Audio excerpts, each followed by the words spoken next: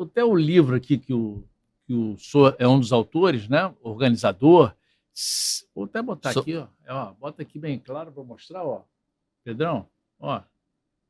A organizadora é a Cláudia Piovesan, uma colega o projeto, mas é uma equipe, né? E eu sou um dos autores. Olha lá, o livro é excelente, entendeu? Sereis como Deus. Sereis como deuses, o STF e a subversão da justiça. Ou seja, ao que parece, o procurador fala, os ativistas do STF não acham que são reis, eles têm certeza de que são deuses. É isso mesmo? É isso, eu usei uma frase do Antonin Scalia, que foi um grande juiz da Suprema Corte Americana, e que dizia assim: eu não quero viver num país governado por 9 juízes, lá são 9, aqui são 11, 9 juízes vitalícios e não eleitos, né? E ele era um dos 9. Eu quero viver num país governado pelas pessoas que o povo elegeu. O povo elege, acerta, erra, né? Essas pessoas têm um mandato, vão prestar contas, né?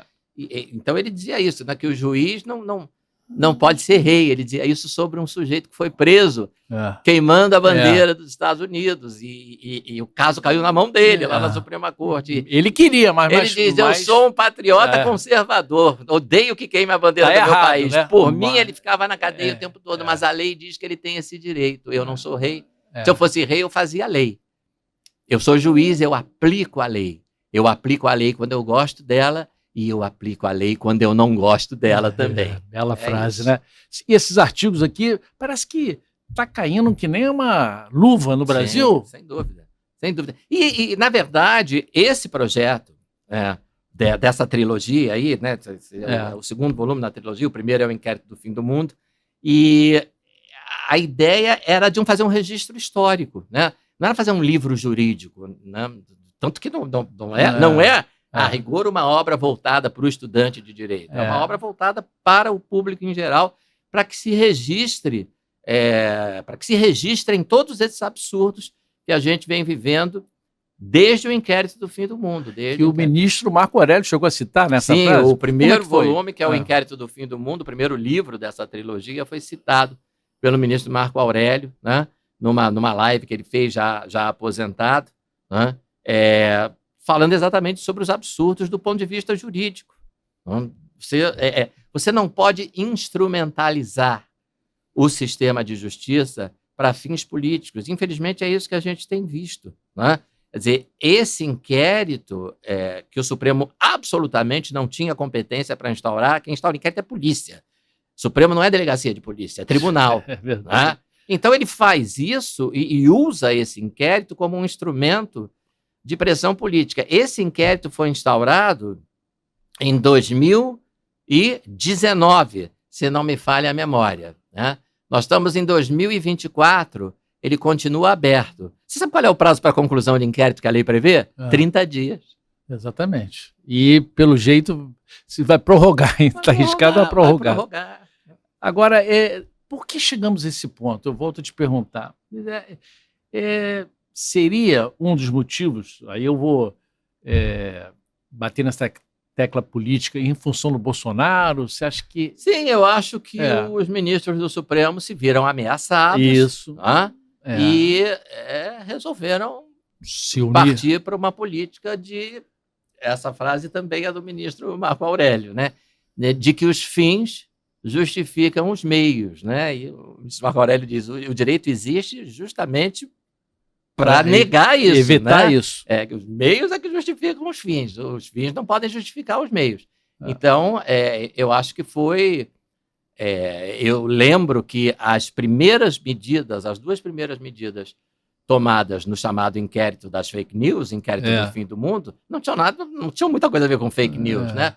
Uma foi de censura à imprensa, foi censurada uma reportagem de uma revista, né? Que se chamava, a reportagem O Amigo do Meu Pai, e que se referia ao ministro Toffoli, relacionando com aquela empresa Odebrecht, né? Isso. E O meu pai, no caso, era o pai do Marcelo Odebrecht.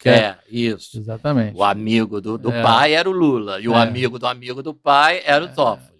E, além disso, no bojo desse inquérito, e essa foi uma das primeiras medidas, né, foi suspender um procedimento que havia na Receita Federal que apurava aumento patrimonial aparentemente injustificado de 2 advogadas. As 2 eram esposas de ministros do Supremo.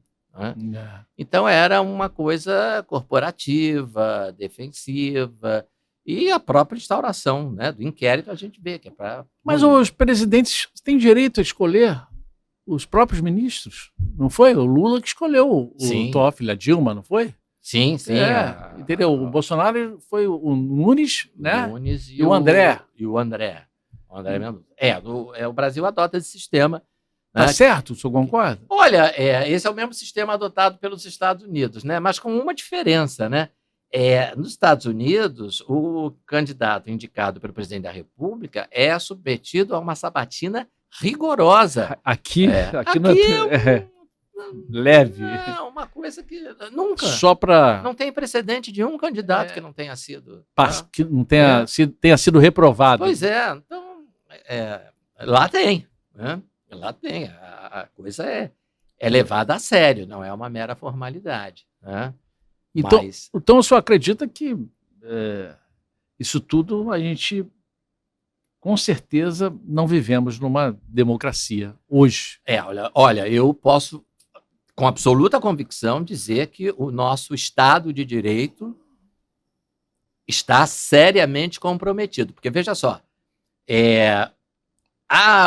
nós temos eleições, sim, mas olha só, o fato de ter eleição, por si só, não significa que você viva num Estado democrático de direito. Não adianta você ter eleição e, ao mesmo tempo, você ter um Supremo Tribunal Federal que julga quem ele quiser, sendo competente ou não.